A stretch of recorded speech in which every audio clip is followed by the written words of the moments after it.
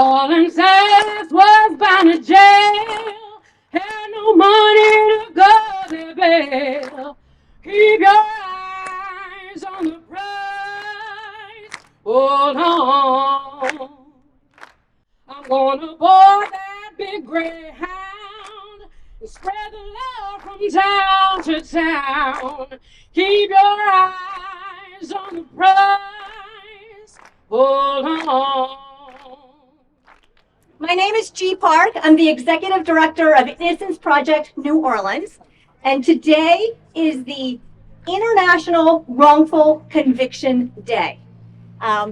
We are here today to urge the Louisiana Parole Board and Governor John Bell Edwards to do the most courageous thing by granting clemency to Louisiana's death row inmates. 12 people have been exonerated from Louisiana's death row. 12 people. So it's 12 lives, right? Were in which the state was going to kill them, but they were factually innocent. Our first speaker this afternoon is Raymond Blanks. Raymond was in prison. Raymond was in prison for 38 years for a murder he did not commit. He was exonerated and freed from this courthouse on November 17th, 2022. I was arrested in 1983, and I was brought to the 5th District in a police car. I never had really been in a police car before. I didn't have the resources to afford proper representation. So I was appointed a state lawyer. I knew nothing about criminal law. When I got found guilty, which the prosecutors sought the death penalty, however, the jury actually said that we're going to let him live, but he can go to prison for the rest of his life. I went to a former plantation, which is Angola State Penitentiary, and I began to serve my sentence. I did everything that my ancestors did along that journey. I picked cotton and every other earth-bearing seed that you can possibly think of. I was fortunate to receive a theology degree, and I would minister to men who were on death row, and I saw in their eyes what was in my eyes when I was going through my trial proceedings. Who knows who may be innocent or may be guilty? But are you willing to kill 59 or 64 or whatever the count is, people, and one of them are innocent? I truly believe in my heart that all of them should be delivered of their sentence. I've always dreamed to do this, and I did it. Thank you all so much. Freedom!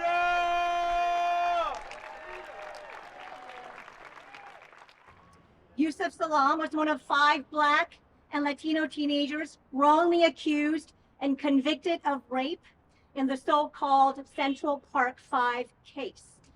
You see, we live in a system where we're told and taught from a very young age that you're going to be dead or in jail before you reach the age of 21.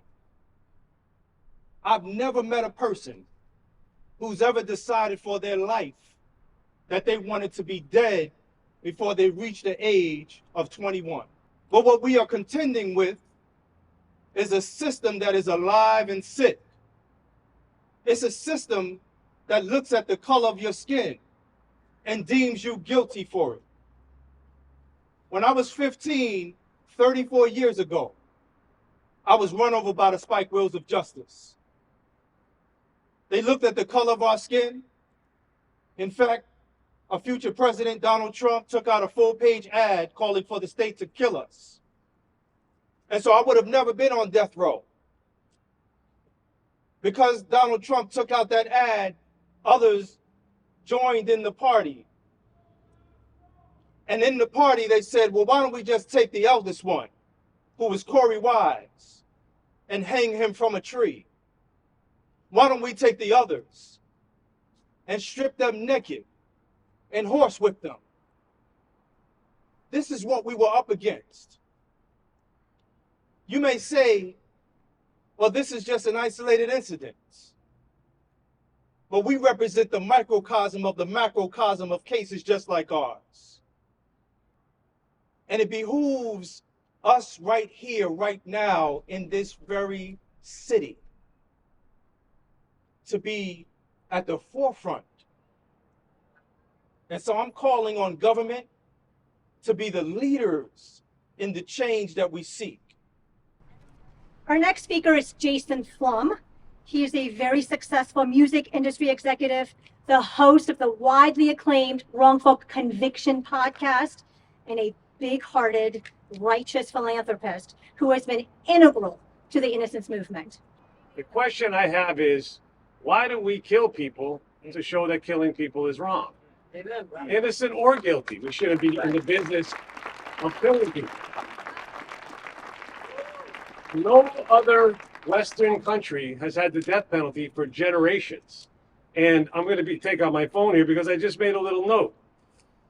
The only countries that execute more people, their own citizens, than we do, are China, Iran, Saudi Arabia, and Egypt. And then the United States. That's a hell of a list.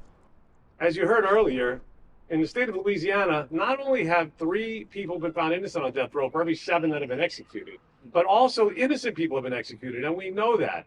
And we know that there are innocent people on death row right now. Fortunately, we have a good governor here. Governor John Bell Edwards has done righteous things. He continues to do righteous things. He's been freeing people, granting clemency in a way that I wish other governors would follow suit.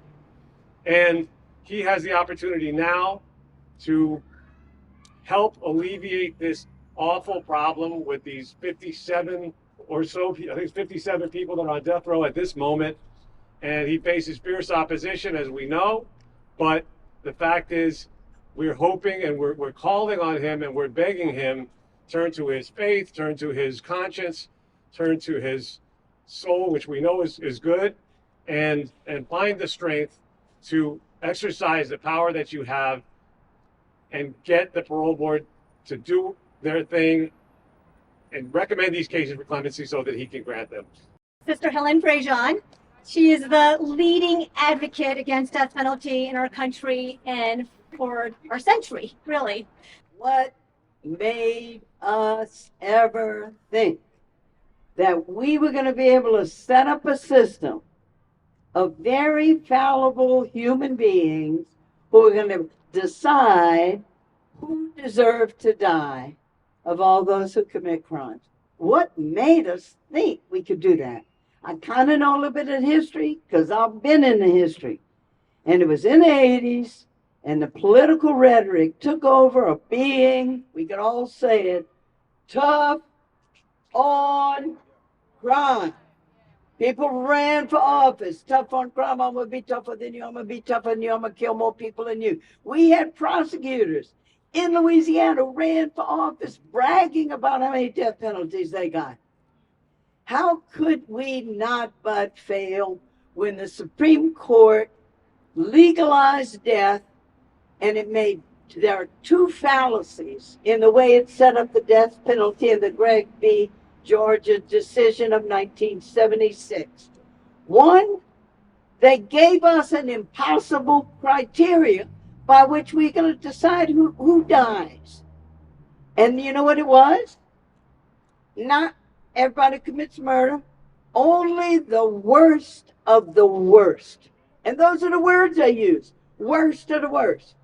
Then that same decision of Gregg coupled it with complete discretionary power to prosecutors to seek death or not. It ends up being in their hands of single individuals.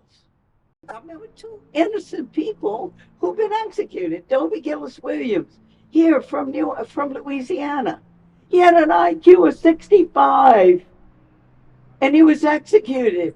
All-white jury. His lawyer telling him, no, I think the jury's going to be all right. And what I discovered first as I learned about the system is that I thought, well, the appeals courts are going to set it all straight. Look what happened at his trial. Look what happened to his due process. They gonna set it straight. And I didn't know that they're all for it's like they put WD-40 on all the rails and they just make it impossible for you to get new evidence in if you've already been found guilty. Write those letters to Governor Edwards now. Tell him to seize this moment in history and do the right thing. Use the power entrusted into him, into his hands, to do the right thing. Anybody you leave on death row when you go, depending on who our next governor is, could be killed. Let's fight. Let's struggle. Keep learning, keep connecting. We're going to end this thing. Kalia Ali. She's the daughter of Muhammad Ali, the boxing champion and civil rights advocate. Kalia is a fierce advocate for racial justice and criminal legal reform in her own right. She's a fashion designer, an author, and a philanthropist who always speaks up for what is right, just as her father did. I feel like I'm continuing where he left off. I'm continuing a fight that we absolutely cannot afford to lose.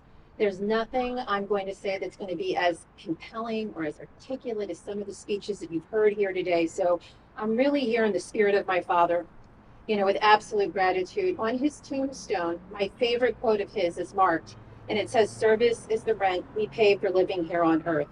And I think that sums up who we are and what we're doing and why we're here today. The other poem that he had was Me, We, which was basically saying we're all tied and inextricably bound to each other. Our next speaker is Sharif Kuzan. Sharif was convicted of first-degree murder and sentenced right here in Orleans Parish to death. Sharif spent 3 years in Louisiana's death row for a crime he did not commit. I don't use the term wrongful conviction. In my case, I was framed. I'm also number 77. That's a number that I'll carry with me for the rest of my life. And that's the 77th person to have been exonerated from America's death row. At the tender age of 16, when some of you were getting ready for a prom or just doing a natural thing a 16-year-old would do, I was fighting for my life for a crime I didn't commit. On the night of the murder, I was playing basketball on videotape. A murder happened in the French Quarters. Some black men did it. Some black kids did it. In this building, during my trial, when I had the other black kids that was playing with and the other black kids playing against, bailiff goes out, comes back in, Yana knew Michael Dawson in the hallway. We called Jamal Hardy. We called Michael Smith. None of them were in the hallway. Guess where they were? The prosecutor had taken those black kids and put them around the corner in his office while the trial was going on so they could not testify that I was with them on the night of the murder. Do you hear what I'm telling you? Do you hear what I'm telling you? And I was a 16-year-old kid. This is wrongful conviction day to hear these stories. This is not a game. When you look at these men and women back here, this is not a game. Now, I know everybody on death row is not innocent.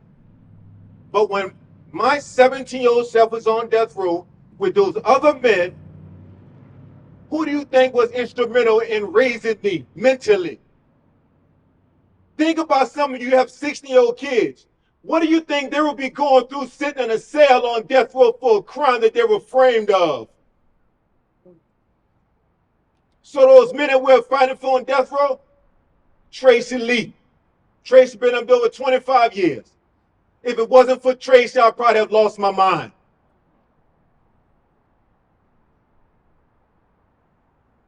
Roger Lacasse, I grew up with Roger. If it wasn't for Roger, I probably lost my mind. I can go on and on. Dan Bryce, stand up, Dan.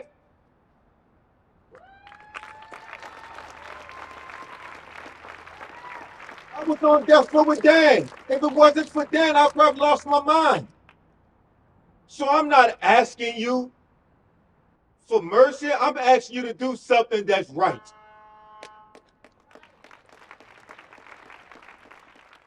Senator Royce DePlessis is truly a champion of the people. He's a leading voice for access to quality education, healthcare, improved infrastructure for all of our communities, and is a fighter for racial justice and for all rights in the criminal legal system.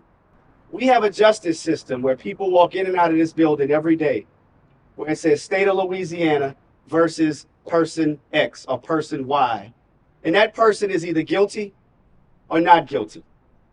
But we have a system where we have an organization called the Innocence Project.